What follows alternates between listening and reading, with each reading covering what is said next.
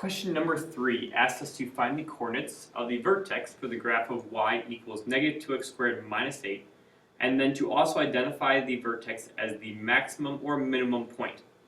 The first thing I'll do is actually the second part. The maximum and minimum is fairly easy to figure out. We're going to take a look at our a term, which is our leading coefficient of the x squared, and we'll notice it's a negative 2. If I have a negative coefficient there, it's an unhappy parabola, which means it's going to look like this, which means my vertex point on top is going to be the maximum value. So first of all, this is going to be a maximum. Now I'll find my coordinate for the vertex. I'll use my axis of symmetry to find my x coordinate. So the axis of symmetry again is negative b over 2a. In this case, we don't have a b term.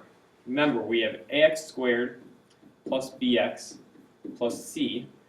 In this equation, there is no x. There's no linear part of this, and so we have a negative 2x squared plus 0x and minus 8. So our b term is actually 0. So this is going to be 0 over 2 times negative 2. It doesn't really matter because 0 divided by anything is still 0. So my first coordinate for my vertex is going to be 0. I will now plug in 0 into my equation. So I have y is going to be equal to negative 2 times 0 squared minus 8. 0 squared is 0, so I have negative 2 times 0 minus 8. 0 times negative 2 is 0 minus 8.